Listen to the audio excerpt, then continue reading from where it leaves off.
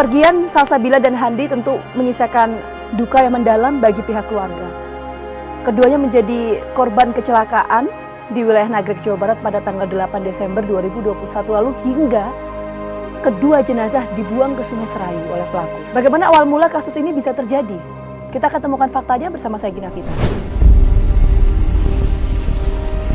Peristiwa kecelakaan lalu lintas yang menimpa dua sejoli di kawasan Nagreg, Kabupaten Bandung, Jawa Barat cukup menyita perhatian publik. Pasalnya, jenazah korban justru ditemukan jauh dari tempat kejadian perkara kecelakaan tersebut 4 hari kemudian. Publik tersentak, semua orang berpikir keras mencari jawab mengapa peristiwa keji ini bisa terjadi. Bukankah kecelakaan lalu lintas adalah peristiwa yang bisa menimpa siapa saja dan selalu dibarengi unsur ketidaksengajaan? Mengapa ada upaya mengaburkan tempat kejadian perkara dan identitas korban? Siapakah sesungguhnya para korban ini? Apa alasan para pelaku yang belakangan diketahui adalah personil TNI Angkatan Darat membuang para korban di Sungai Serayu? Tim Fakta menyusun ulang rangkaian peristiwa naas ini. Hari itu adalah hari yang naas bagi Handi, pemuda berusia 18 tahun, dan Salsabila, kekasihnya yang masih berusia 14 tahun. Rabu 8 Desember 2021, Handi menjemput Salsabila, pujaan hatinya. Keduanya meninggalkan rumah Salsabila di Kampung Cilame, Desa Ciaro, Kecamatan Nagreg, Kabupaten Bandung, Jawa Barat. Sejoli ini hendak memadu kasih dan menghabiskan waktu menikmati senja bersama. Tapi malang tak dapat ditolak. Tak berselang lama atau sekitar pukul 15.49 waktu Indonesia Barat, keluarga Salsabila mendengar bila keduanya mengalami kecelakaan di depan stasiun pengisian bahan bakar umum di Ciaro. Keduanya kemudian ditolong warga dan penabraknya. Handi dan Salsabila dimasukkan ke mobil minibus milik pelaku. Awalnya hendak dibawa ke rumah sakit. Namun oleh penabrak, dengan alasan kendaraan penuh, warga diminta untuk tidak ikut di mobil. Akhirnya warga memilih mengikuti dengan sepeda motor. Namun sayang, warga yang bermaksud hendak menolong kehilangan jejak. Mobil minibus penabrak tak ditemukan di puskesmas terdekat maupun rumah sakit.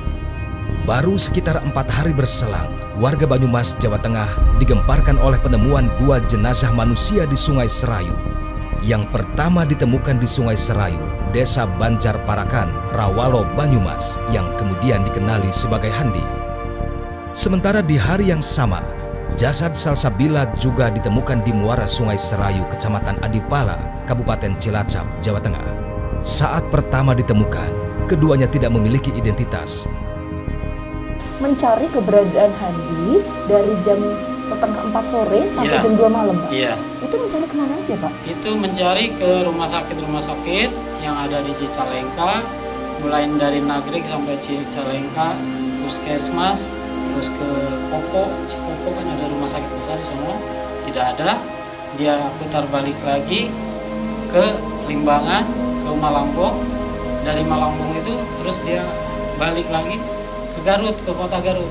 Dicari rumah sakit yang besar di Garut itu, keberadaan tidak ada juga. Dia nanya-nanya ke petugas rumah sakit, nggak ada yang kecelakaan begitu. Waktu yang tak cepat untuk menemukan sang putra, Etes terus berusaha untuk mencari keberadaan Handi pasca kejadian kecelakaan itu. Namun kala itu, usaha Etes untuk mencari sang putra nampaknya belum menemukan titik terang. Sebagai orang tua, Etes sudah punya firasat jika ada sesuatu yang tidak beres yang terjadi kepada anaknya. Selain ke rumah sakit, ada tidak tempat lain yang kemudian Bapak dan juga keluarga tuju? Ada. Setelah ke 4 hari sama 5 hari ke tempat, ke gunung-gunung saya nyari, ke Jaim. Sudah sampai di sana, kemudian Bapak bersama siapa waktu itu, Pak? Sampai di sana saya nanya-nanya sama orang sana yang ada. Biasa kan di jalan, karena jalannya belok-belok, jadi tiap perapatan itu ada yang menjaga. Nanyain ke anak-anak di situ, katanya nggak ada juga. Kalau ada yang dibuang di sini, semua pasti tahu. Sambil pulang saya nyari ke Cadas Pangeran, pulangnya kan balik Cadas Pangeran begitu. Karena saya di rumah sakit udah semua rumah sakit besar tidak ada, Ya pikiran saya mungkin ini dibuang gitu. Dibuang, pasti dibuang. Di daerah pegunungan Iya. gitu. Di daerah pegunungan itu baru dugaan saya aja, belum menduga ke sana gitu. Benar saja, selang sepekan pencarian anaknya, Etes mendapatkan kabar jika anaknya ditemukan di daerah Banyumas, Jawa Tengah, tempat yang sangat jauh dari lokasi kejadian kecelakaan Handi dan Salsabila. Kita udah capek, mungkin kalau ada nasib baik anak saya pasti ketemu. Tahu-tahu yang perempuan ini, kakaknya ini si almarhum ini buka-buka HP, nah dia malah nangis. Sama saya ditanya, kenapa nangis? Dia jawabnya, Bapak sekarang bisa nggak ke Jawa? Kemana? Banyumas. Telah diketemukan mayat tanpa identitas. Ciri-ciri, baju, celana, gesper, rambut, aksesoris, kalung imitasi. Ya, itu kan masih banyak temennya di sini belum pada pulang. Ya betul, itu betul yang dipakai itu betul. Ciri-ciri itu identik dengan yang dipakai terakhir almarhum. Gitu. Makanya saya juga percaya 100% ini anak saya. Kita habis itu sekitar jam 9 pagi kita ke lokasi pemakaman. Tiba di pemakaman, nah baru sudah selesai berdoa, udah digali, terus dimasukin peti mati, terus di ajanan lagi sama bapak yang di sono, sesepuh di sana, udah beres baca doa, langsung masukin ke mobil. Kepergian Handi begitu sangat memukul hati Etes Hidayatullah. Duka yang mendalam meski kini berangsur hilang, namun kisah hidup sang putra masih terus membayangi ayah Handi. Daun pintu ini menjadi firasat Etes untuk kepergian sang putra tersayang. Seminggu sebelum kejadian, Handi sempat meminta untuk dibuatkan pintu yang langsung mengakses ke kamarnya. Kala itu Handi menuturkan kepada sang ayah jika nanti akan ada banyak tamu yang masuk ke kamarnya. Kalau melihat pintu ini, dia datang dari sono, mungkin dia bilang assalamualaikum, itu aja. Karena saya nggak sempat melihat lagi dia. Ya mungkin dia masih ada di rumah ini sekarang, tapi kita sadar lagi, oh anak saya itu udah nggak ada, gitu. Sekarang kejadian teman banyak itu dari teman-teman media, dari kepolisian, itu mungkin ciri-cirinya dia ngomong banyak teman sini. Motor ini pun menjadi barang terakhir almarhum yang tersimpan. Kata-kata maaf dari Etes Hidayatullah terus mengalir keluar dari mulutnya. Perasaan gimana gitu ya, melihat anak saya lagi pakai motor ini. Perasaan anak saya ada di sini. Kalau Handi ada di situ, Bapak minta maaf. Semoga Handi diterima oleh Allah Subhanahu wa Ta'ala. Han, Bapak minta maaf sama Handi ya. Mohon sama Handi dimaafin. Bapak tidak bisa ngasih apa-apa lagi selain doa Mama sama Bapak. Ya, nyampe saya akhir hayat saya nggak bakalan jual. Mau disimpan, dan saya merasa sakit itu ke pelaku. Ini mah dari hati saya. Dia nggak merasa iba bawa-bawa mayat sama orang yang kesakitan merintih-rintih di dalam mobil itu. Kini Handi Saputra telah beristirahat dengan tenang di dalam tanah keras ini. Meskipun begitu, Etes Hidayatullah tidak bisa menyembunyikan rasa kehilangan putra terbaiknya yang jasadnya ditemukan di Sungai Serayu, Banyumas, Jawa Tengah dengan kondisi yang mengenaskan. Keikhlasan sangat terlihat dari raut wajah Etes yang terus meratapi tanah kubur sang anak.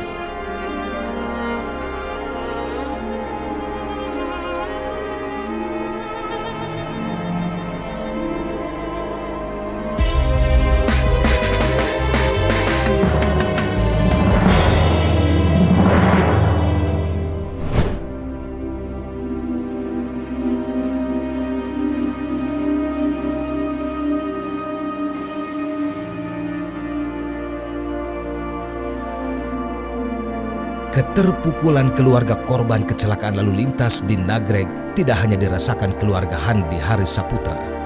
Keluarga Salsabila juga mengalami guncangan yang tak kalah hebat.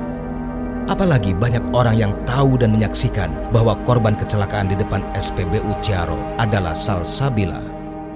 Rasa kehilangan yang begitu dalam masih amat terasa. Terus kalau di rumah keseharian Caca apa nih Bu? Caca mah kesehariannya di rumah pendiam, jarang-jarang kumpul gini sama keluarga juga. Kalau lagi kumpul-kumpul dia mah di sini di atas gitu. Padahal dia nggak punya handphone, dia punya apa? Jarang bicara. Setiap harinya Caca mau tidur sama Ibu? Iya. Sama Bapak juga Bu? Kadang sama bapak, kadang bapak mah sendiri. Kalau saya sama Caca, bapak mah kadang sendiri, kadang bertiga gitu. Rumah yang tak cukup besar ini merupakan kediaman Salsabila. Kini, suasana hening atas kepergian Salsabila tampak terasa di dalam rumah ini. Kepergian Salsabila yang begitu cepat membuat Suryati dan Jajang kini hanya bisa meratapi foto putri kesayangannya. Berat, sedih, dan kecewa. Mungkin inilah kondisi yang masih dirasakan oleh keduanya. Bagaimana tidak, Suryati dan Jajang harus menerima berita kepergian sang putri dengan jasadnya ditemukan hanyut di perairan aliran Sungai Serayu, Desa Bunton, Kecamatan Adipala, Kabupaten Cilacap, Jawa Tengah, dengan kondisi yang sangat mengenaskan. Jadi waktu itu sempat nyari kemana aja Bu? Ke rumah sakit Limbangan, ke klinik 24 jam, terus ke daerah-daerah sebelah arah-arah Tasik itu nggak ada. Akhirnya berarti berapa lama tuh Bu mencari keberadaan Caca waktu itu? 12 hari. 12 hari. Dan pada akhirnya Ibu tahu keberadaannya itu gimana ceritanya? Pagi-paginya ada Polres kesini minta ciri-ciri Caca. Caca pakai apa? Pakai baju hitam, pakai kain gitu. Udah gitu hari Jumat Bapak dibawa ke Cilacap mau meyakinin bahwa iya ada mayat perempuan katanya di situ. Coba kita yakinin. Alhamdulillah dari situ yakin ya Caca itu masih udah dikubur 2 hari.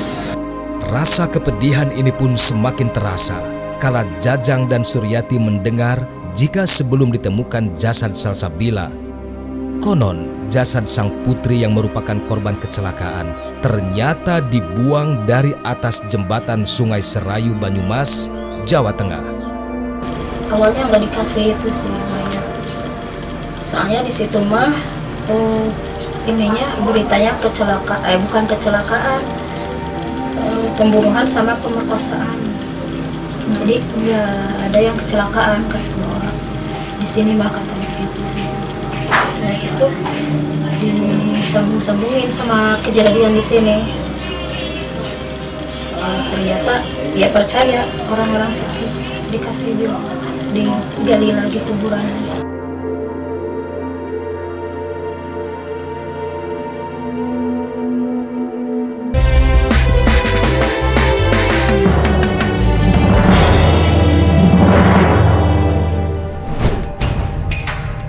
Guna mengetahui konstruksi kasus ini, tim Fakta menyusuri kembali tempat penemuan jenazah Handi di wilayah Sungai Serayu, Rawalo, Banyumas, Jawa Tengah. Ari adalah orang yang pertama kali menemukan jasad Handi di pinggir Sungai Serayu. Saat ini saya akan menemui saksi mata yang pertama kali menemukan jenazah Handi yang merupakan korban kecelakaan di wilayah Nagreg, Jawa Barat. Seperti apa kesaksian dari saksi mata tersebut? Kita akan temukan faktanya. Permisi, Assalamualaikum. Kita dari program Fakta TV One mau bertemu dengan Mas Ari. Oh, Mas Ari. Oke, apa kabar Mas Ari? Mas Ari betul yang merupakan saksi mata ketika pertama kali menemukan jenazah? Iya, betul. Ini lokasinya di mana sih Mas? Kalau boleh tahu? ya dari sini kurang lebihnya 1 kiloan lah. Kita boleh Mas diantar ke sana? Oh boleh. Oke.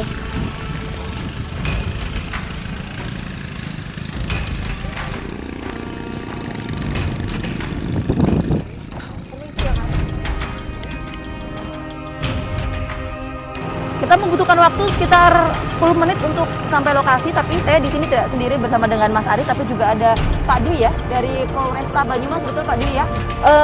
Yang pertama kali Mas Ari temukan terkait dengan korban yang bernama Handi, itu di mana?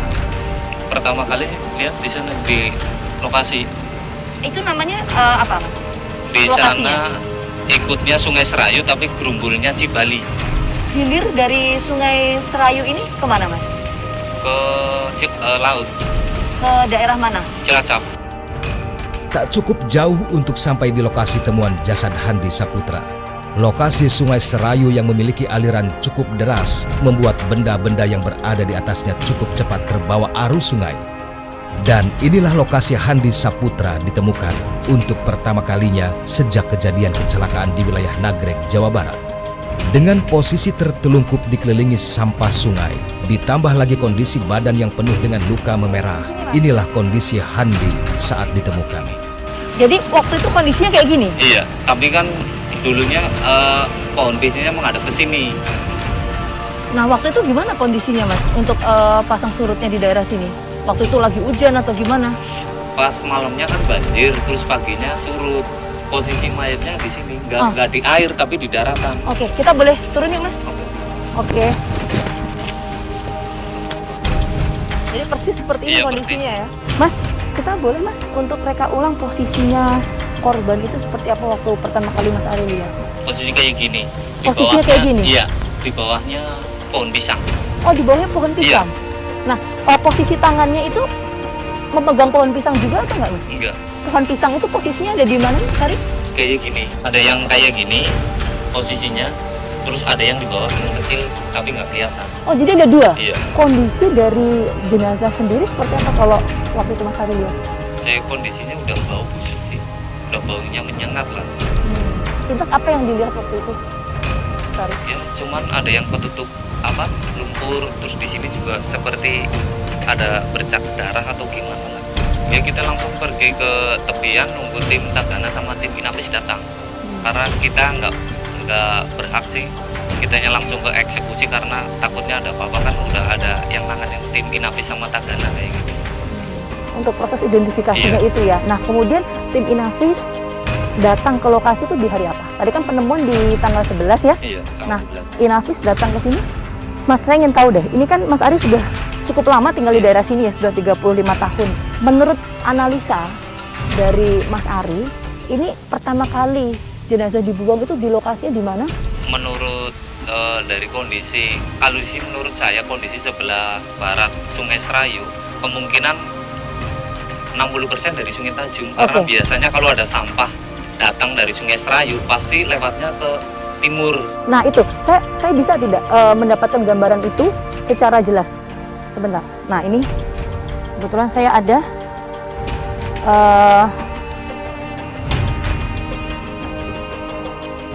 tablet yang Ini dari Sungai Tajung, ini Sungai Serayu. Nah, kalau misalnya dari Sungai Serayu biasanya kalau sampah ini sungai. Kalau sampah dari Sungai Serayu pasti ininya sebelah timur. Tapi kalau kemungkinan Sungai Tajung ini kan nyampe tembus ke sini, ke timur sana. Biasanya kalau ada sampah Sungai Tajung pasti kebanyakan sebelah barat, sebelah sini. Oke. Nah ini jenazah pertama kali ditemukan di mana? Di sebelah barat sini. Oh di sebelah barat di sini. Iya. Berarti artinya kemungkinan itu dari mana? Dari Sungai Tajung. Bagi Ari, temuan jasad manusia di Sungai Serayu ini bukan kali pertama saja.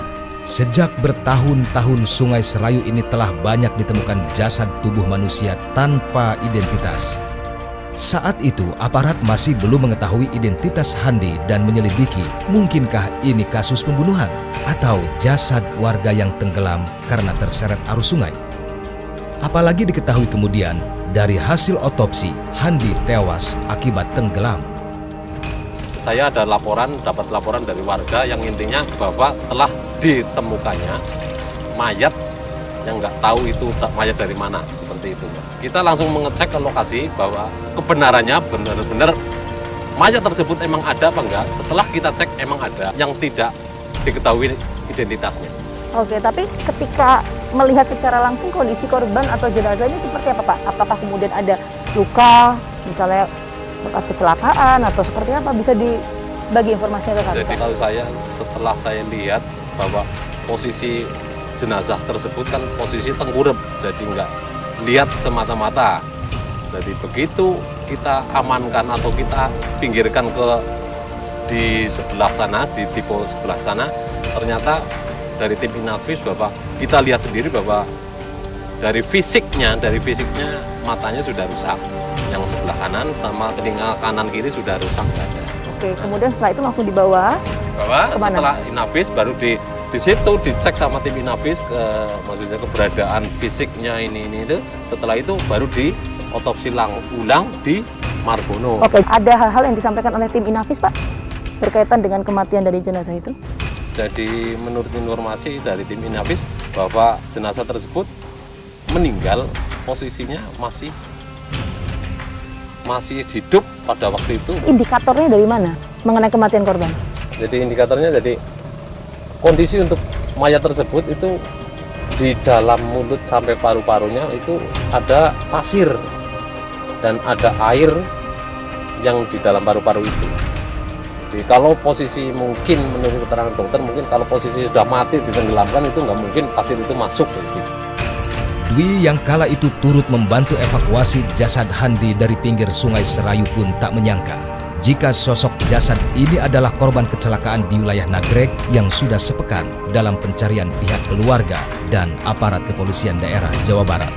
Nah, Pak, setelah itu kan kemudian dilakukan proses identifikasi. Pada akhirnya ditemukan atau diketahui bahwa yang bersangkutan adalah korban kecelakaan. Gimana ceritanya? Belumnya kejadian ditemukan ini kan mungkin dari pihak korban atau mungkin dari keluarganya mungkin laporan ke polisi bahwa keluarganya telah hilang atau mungkin telah kecelakaan. Makanya ada beberapa ciri-ciri yang mungkin menggambarkan bahwa arahnya ke sini gitu loh. Akhirnya didatangilah dari Polres Bandung ke Polres Bandung. Dan akhirnya dinyatakan bahwa yang bersangkutan atau jenazah yang ditemukan itu adalah korban kecelakaan atau korban yang diduga tabrak lari di wilayah Nagreg, Jawa Barat. Iya. Dikarenakan jasad Handi ditemukan tanpa identitas, tubuh Handi pun dikuburkan di pemakaman umum wilayah Rawalo, Banyumas, Jawa Tengah. Kami pun melanjutkan langkah untuk menuju tempat dimakamkannya Handi pasca ditemukan jasadnya di Sungai Serayu. Bagi masyarakat Rawalo, tanah ini sudah banyak menguburkan jasad manusia yang tubuhnya ditemukan di wilayah Sungai Serayu tanpa identitas. Setelah jenazah Handi ditemukan oleh warga setempat di tanggal 11 Desember 2021, kemudian langsung dibawa menuju ke Rumah Sakit Umum Daerah Margono untuk dilakukan proses identifikasi jenazah termasuk juga otopsi untuk mengetahui apa sebetulnya penyebab kematian. 4 hari setelah dilakukan proses otopsi dan juga identifikasi di Rumah Sakit Umum Daerah Margono, ternyata tidak berhasil ditemukan identitas yang bersangkutan, sehingga ini yang kemudian membuat tim petugas memutuskan untuk mengembalikan jenazah tersebut kepada warga setempat yang pertama kali menemukan jenazah Handi. Dan disinilah kemudian pertama kali jenazah Handi dimakamkan, pemirsa, tepatnya ini di lokasi Banjarparatan di wilayah Banyumas, Jawa Tengah. Dan kemudian setelah dimakamkan di sini, kurang lebih informasi dari warga setempat dan juga pihak kepolisian menyebutkan bahwa 3 hari setelah dimakamkan di lokasi ini, pemirsa, kemudian pihak keluarga mendatangi pihak kepolisian dan barulah di situ diketahui bahwa jenazah yang dimakamkan di sini adalah korban kecelakaan di wilayah Nagreg, Jawa Barat melalui laporan yang disampaikan oleh pihak keluarga.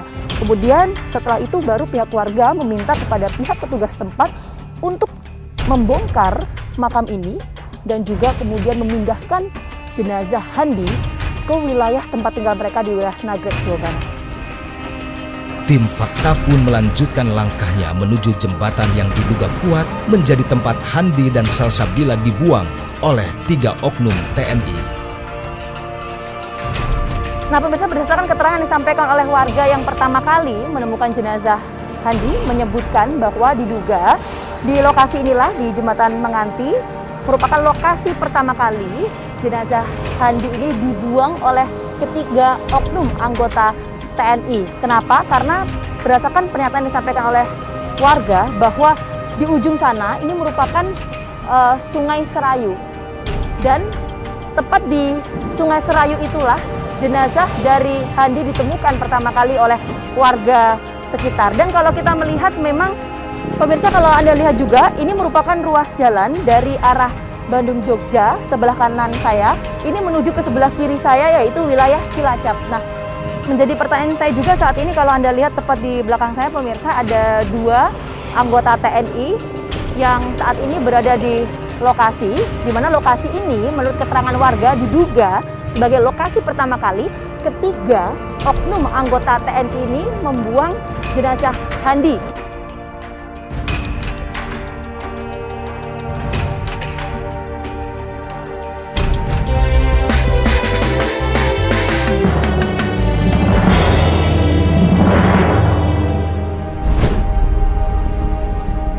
Inilah lokasi kejadian yang menimpa Handi dan Salsabila pada sore 8 Desember 2021. Kondisi jalan yang menurun membuat kendaraan yang melintas di wilayah ini sangat kencang. Awalnya tidak mudah bagi tim fakta untuk menemukan orang yang mau bercerita seputar peristiwa kecelakaan yang menimpa Handi dan Salsabila di sekitar tempat kejadian perkara.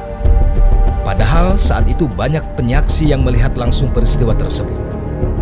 Tidak cukup jelas alasan keengganan warga untuk menceritakan kembali kejadian itu. Hingga akhirnya salah seorang warga berani menceritakan bagaimana awal peristiwa itu terjadi.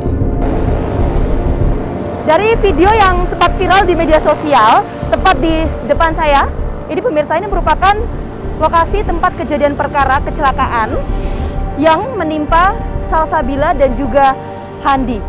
Nah, sebetulnya kita ingin tahu pada kesempatan kali ini kronologisnya ini seperti apa, kemudian bagaimana yang terjadi setelah itu. Kita akan coba menggali keterangan dari saksi mata. Saya coba melihat ini ada warung di sini. Posisi warung dengan TKP ini hanya berjarak sekitar 15 sampai 20 meter. Kita akan coba cari keterangan dari pemilik warung berikut ini.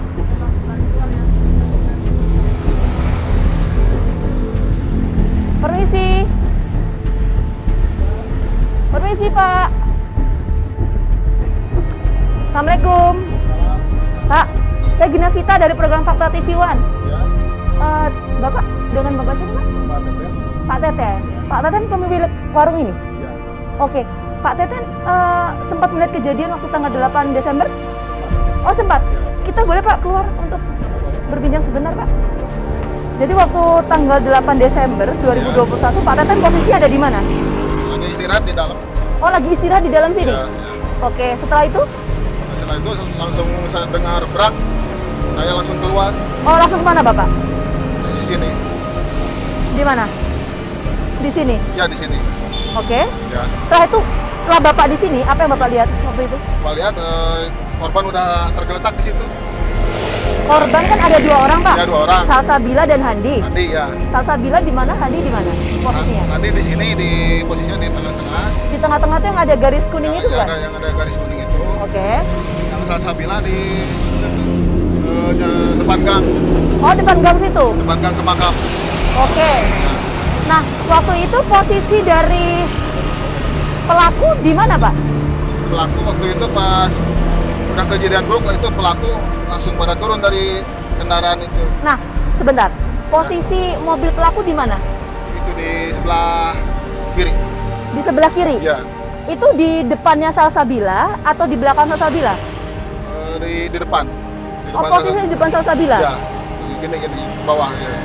Jadi udah di bawah mesin itu. Oh, Bawah coba mobil. gambarkan posisinya, Pak. Ini Salsabila. Ini mobil. Ini udah di bawah mobil Salsabila itu. Oke. Ya. Bapak waktu itu melihat kejadian ketika kecelakaan atau setelahnya Bapak melihatnya? Setelahnya udah beberapa detik. Nah, ketika itu Bapak sempat tidak menghampiri korban, Pak?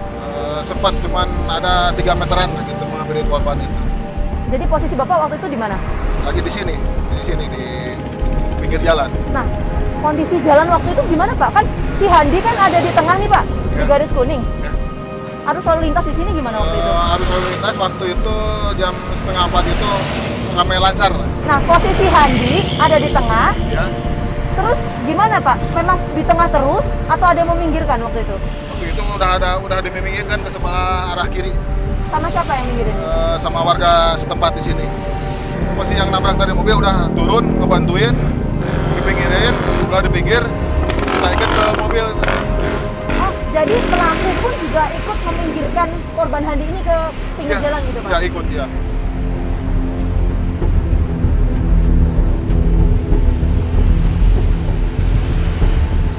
Ini sebelah sini.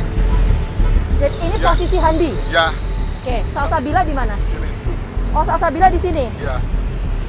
Oke. Bapak sempat nggak waktu itu langsung ke sini? Saya dari sana ngeliatinnya dari dekat depan SPBU. Oh, depan SPBU. Ya. Nah, yang Bapak lihat waktu itu kondisi kedua korban gimana, Pak? Menurut perkiraan saya itu kalau Salsabila itu udah tiada. Kalau Handi masih hidup gitulah, masih bisa tertolong.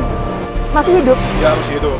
Indikatornya dari mana? Indikatornya ada dengar suara teriakan, aduh apa tolong gitu. Seperti itu.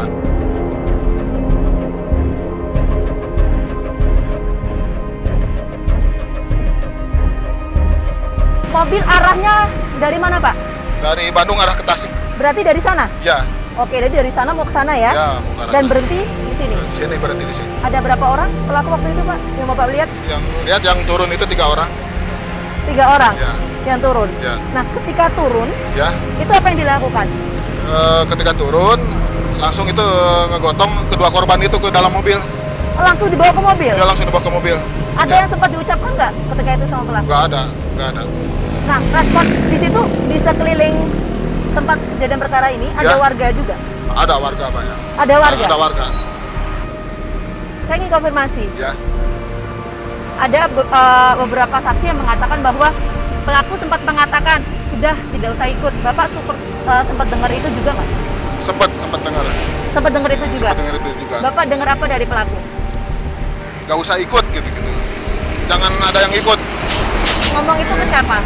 ke warga di sekitar sini. Warga yang mau ikut tadi. Ya warga yang termasuk yang gotong si korban ke dalam mobil itu. Nah, ketika pelaku ngomong seperti itu, respon warga bagaimana? Ya respon warga ya nggak ada yang mau ikut gitu. Oh, jadi tidak ada yang mau ikut. Tidak ada yang mau ikut. Nah, pemirsa saya akan coba tunjukkan kepada Anda dan juga Pak Teten ya. Ini Ya. kan sempat beredar ada video yang viral di media sosial Ya. terlihat dari wajah 3 pelaku ya. Ya. Nah, yang Bapak lihat ini betul pelaku yang ketika itu Bapak temui di sini di tanggal 8 Desember 2021. Ya ini betul ini pelaku ini.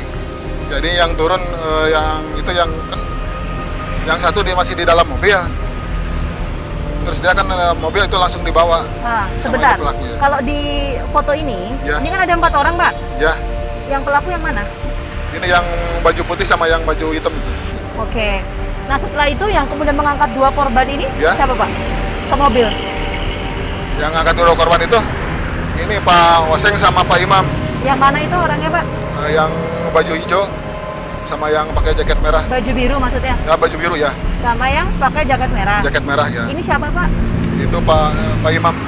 Ya, maksudnya orang atau warga sini? Ya masih warga dekatan sini gitulah. Bapak mengenal nggak 2 korban ini, Salsabila dan juga Handi? Mengenal sekali soalnya itu tetangga saya sendiri itu. Oh, tetangga Bapak? Salsabila. Dua-duanya? Enggak, kalau Oh, hanya nama Handi Salsabila. itu tetangga kampung ya. Tetangga Salsabila itu rumahnya di mana ya, Pak? 15 meter dari rumah saya. Bapak sempat mendengar nggak sih, Pak, ada suara rem? Bunyi rem. Enggak sempat ya. Enggak sempat mendengar suara bunyi rem. Nah, yang Bapak dengar waktu itu kejadian kecelakaan seperti apa? Lumayan agak keras itu suara tabrakannya. Kayak gimana tuh, Pak? Brak. Oh, langsung ya? Ya. Dan itu tidak ada Enggak pengereman? ada suara dengar rem apa cip itu enggak ada. Oke, baik. Terima kasih banyak Pak Ya. Teten atas waktunya dan juga Ya, ya. informasinya. Semoga saya selalu. Kita akan temukan fakta berikutnya.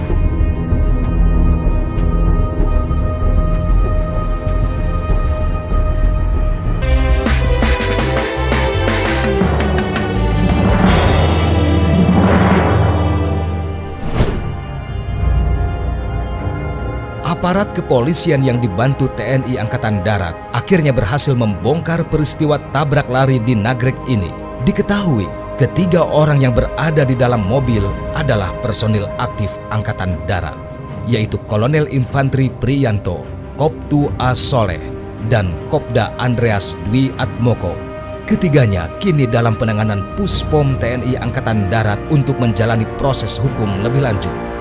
Dalam pada itu, Panglima TNI Jenderal Andika Perkasa akan memastikan bahwa proses hukum akan berlaku seadil-adilnya dan tegas tanpa pandang bulu. Jadi 3 orang sudah ditetapkan sebagai tersangka dan terhitung sejak Rabu kemarin. Ini kan hari Jumat ya.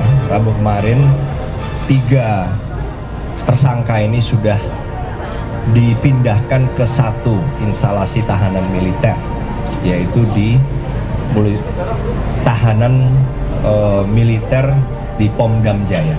Itu yang smart tahanan militer, tetapi di ruangan yang berbeda. Nah, dari perkembangan kami akhirnya bisa mengkonfrontir tiga-tiganya bahkan dalam satu pemeriksaan, dan memang yang menjadi inisiator dan sekaligus pemberi perintah untuk tindakan yang masuk dalam beberapa pasal tadi termasuk pembunuhan berencana ini adalah Kolonel P. Intinya kami akan maksimalkan tuntutan hukuman seumur hidup.